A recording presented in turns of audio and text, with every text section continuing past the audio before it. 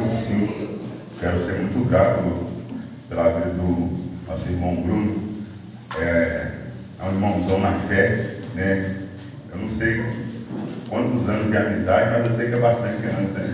Bastante tempo. Eu lembro que pequenininho eu acompanhava ele, o irmão Elinho da Assembleia de Barra dos Montes, né? Tempo muito bom que a gente viveu na presença do Senhor. Fico muito feliz, louvo a Deus pela vida do Bruninho. Deus possa abençoar a família dele. Esta noite eu estou acompanhado também da minha digníssima, maravilhosa. A gente se casou semana passada, faz exatamente, e Jesus está fazendo a obra. Amém? Casamento é bênção, irmão. Demorei 28 anos para casar, mas foi no tempo do Senhor. Casei com uma pessoa maravilhosa, com a pessoa de Deus. Amém? Quantos acharam de um amém? Amém. Todos acharam? Amém. Romanos 12 diz assim: rogo-vos, pois, irmãos, pela misericórdia de Deus, que apresentei o vosso corpo por sacrifício vivo, santo e agradável a Deus, que é o vosso culto racional. Não vos conformeis com estes séculos, mas transformai-vos pela renovação da vossa mente, para que experimenteis qual seja a boa, agradável e perfeita vontade de Deus. Amém? Efésios 4, 25.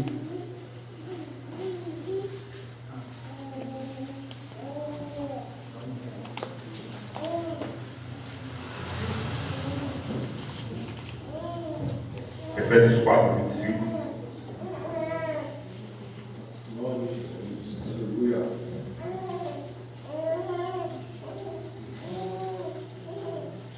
Amém? Amém.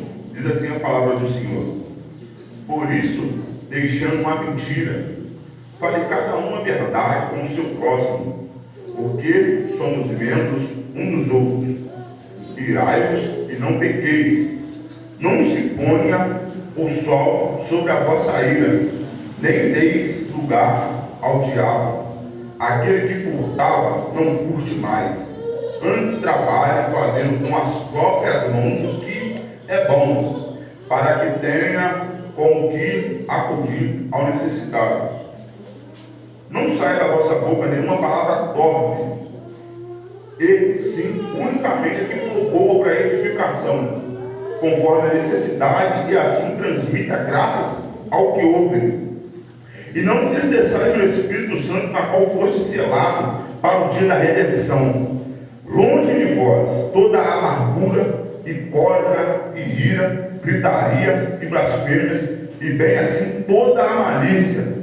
Antes sedes um para com os outros benignos, compassivos, perdoando uns aos outros, como também Deus em Cristo vos perdoou. Amém? Pode se assentar no seu lugar.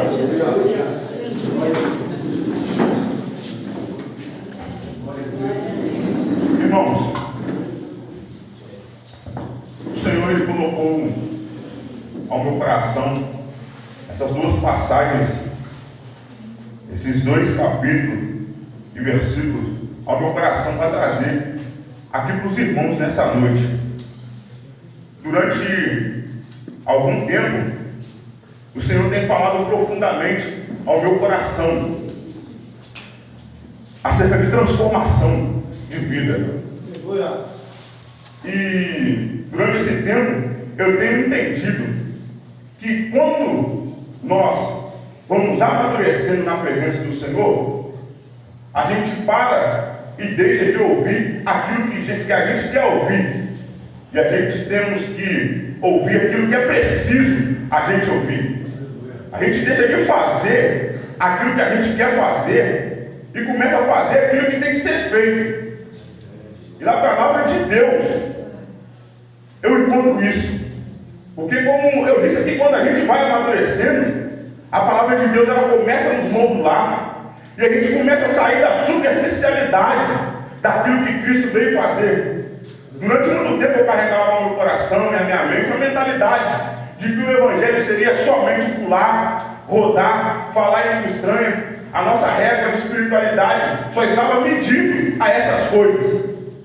Mas de um tempo para cá o Espírito Santo tem falado ao meu coração que a maior espiritualidade é a transformação do meu e do seu caráter. Glória a Jesus. A nossa régua com Deus, ela é medida através, não é de pular, de rodar, de fazer aquilo que a gente quer, mas através da transformação do meu e do seu caráter, da minha e da sua ética e moral. E o apóstolo Paulo, ele vem sendo muito assunto, exortando as igrejas a essa transformação de caráter, a essa transformação de vida. Vem exortando a igreja a viver uma nova vida. Tem muita gente que acha que exortação é quebrar o pau da barraca, é bater no irmão, mas não. Exortação é quando a gente somos incomodados por Deus, através da sua palavra, a viver uma vida diferente na presença do Senhor, a viver uma vida de uma maneira melhor na presença do Senhor. Exortação é isso. E o apóstolo Paulo, ele vem exortando a igreja a viver uma vida de caráter. Em Romanos, no capítulo 12, que a gente acabou de fazer menção, que a gente acabou de ler, ele começa dizendo isso, ele fala: irmãos, eu rogo-vos. Ele está dizendo assim: irmão, eu peço por favor que vocês apresentem a Deus, não é de qualquer maneira, não é de qualquer forma. Ele está pedindo, irmão, em Romanos ele está pedindo: irmão, eu te peço por favor, não faça de qualquer maneira, mas apresenteis o vosso corpo vivo como sacrifício, vivo, santo e agradável. Ele está pedindo, por favor, irmãos, se apresente como um sacrifício vivo, santo e agradável, que é o vosso culto racional. É o primeiro pedido que ele faz, que a gente se apresente a Deus como um sacrifício. A gente sabe que sacrifício, irmão, é fazer aquilo que a gente não sente vontade. É como eu disse no início da mensagem, que a gente faz aquilo não que a gente quer, mas aquilo que precisa ser feito. Você sabe que nessa noite você entrou aqui e você tem que se apresentar como um sacrifício vivo. E eu posso fazer uma analogia aqui, porque estar vivo na presença do Senhor é quando a gente vem sabendo que a gente estamos aqui dentro nessa noite para louvar e engrandecer o nome do Senhor. Porque uma pessoa que está morta na presença de Deus, ela não faz essas coisas. Esses dias eu estava conversando com um jovem no meu trabalho, e ele falou assim: Richard, eu acho que eu estou morrendo espiritualmente. E eu falei com ele: irmão, a gente morre espiritualmente quando a gente deixa de ler a Bíblia, quando a gente deixa de orar, e quando a gente deixa de jejuar. Você está fazendo essas coisas? Ele: eu estou. Então você está deixando de estar vivo na presença do Senhor. Volte a orar, volte a jejuar, volte a levantar pelas madrugadas. É isso, é se apresentar vivo, como um sacrifício vivo na presença do Senhor. Aleluia.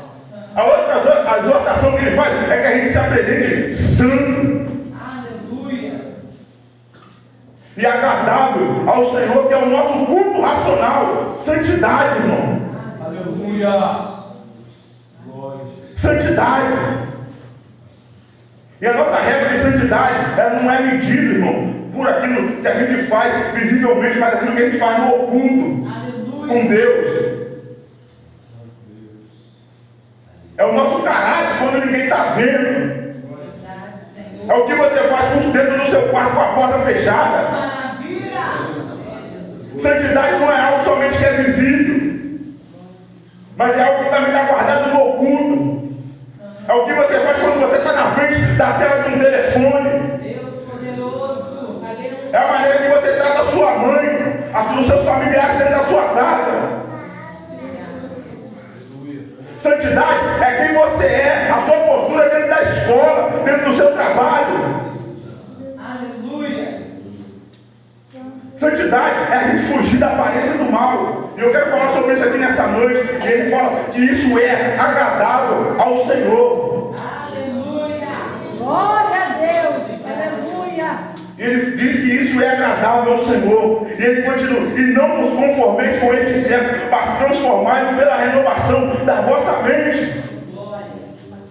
Ou seja, a gente precisa mudar a nossa mentalidade acerca das coisas que estão acontecendo no mundo.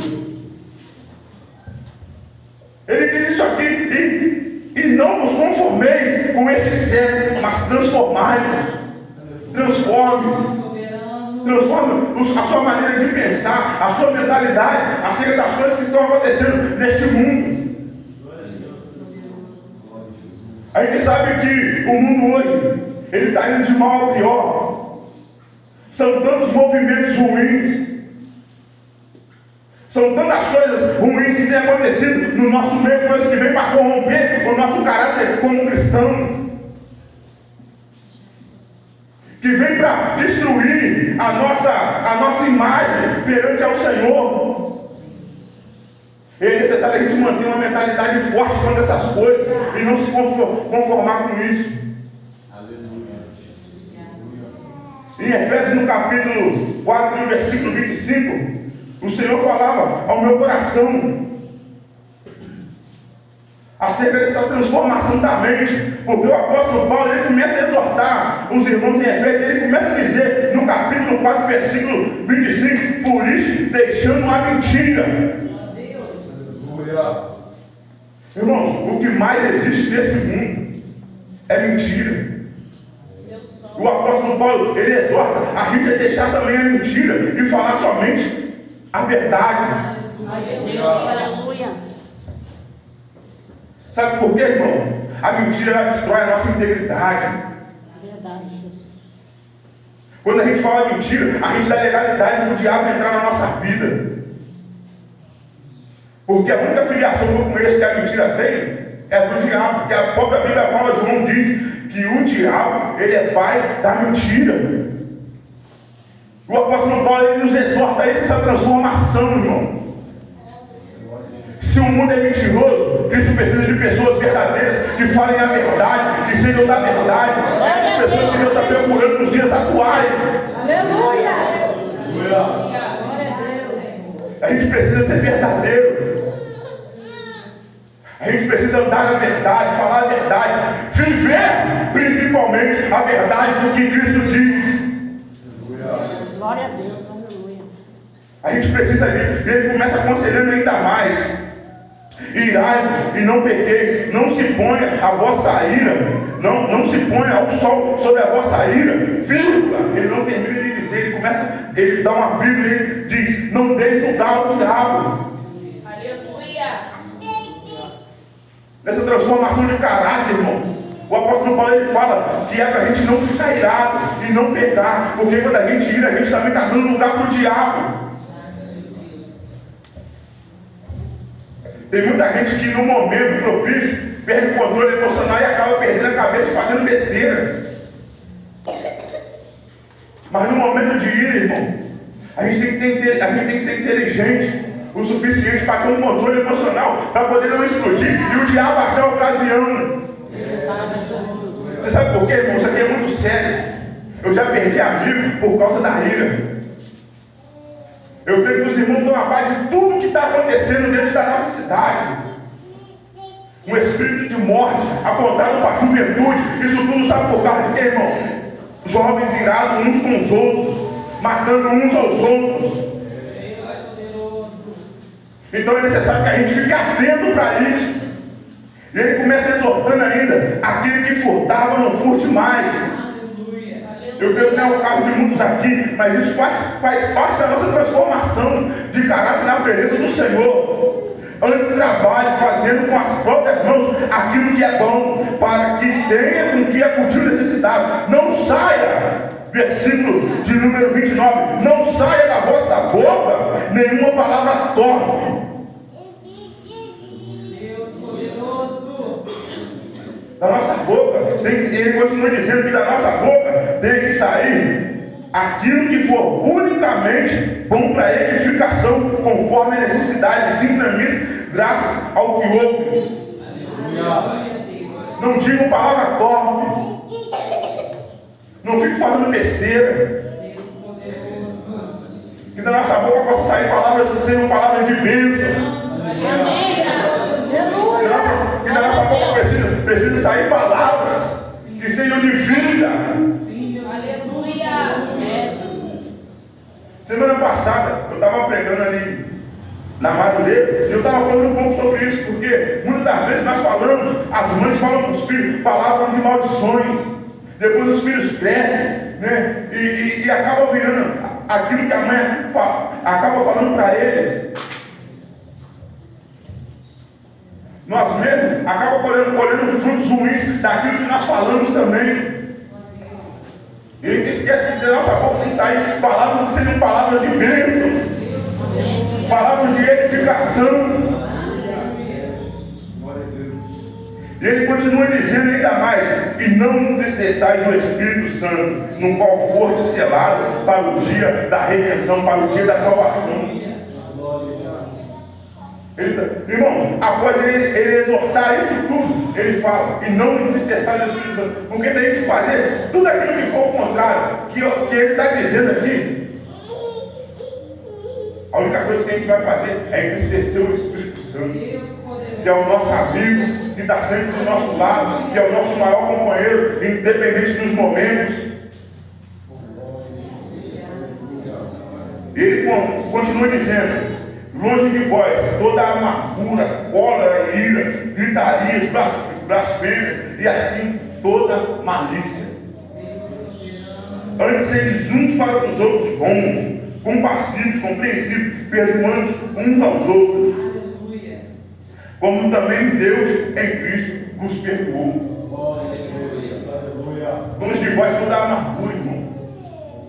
Irmão, uma coisa que o Espírito Santo falou há muitos anos no meu coração, e que eu trago isso para dentro do meu coração há muito tempo, é que o meu coração, ele não é lata de lixo para ficar guardando amargura,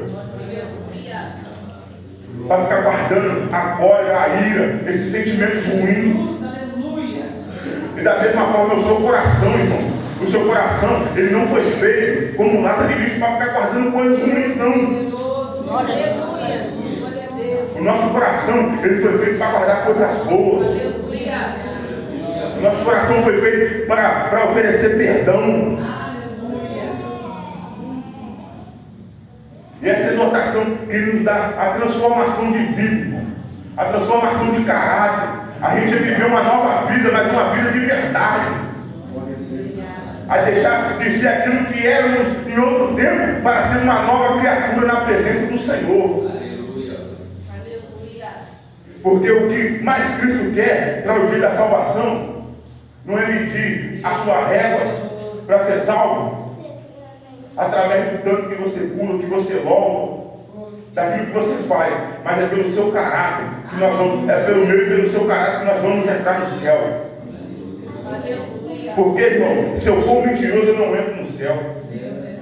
Se eu andar com ira no meu coração, com amargura, eu não entro no céu. Mas se eu andar na verdade, falar coisas boas, pertencentes ao reino dos céus, se eu andar naquilo que a palavra diz para mim andar, naquele dia, eu tenho certeza que Cristo falará para mim e para você: pode entrar no meu reino, bendito do meu Pai.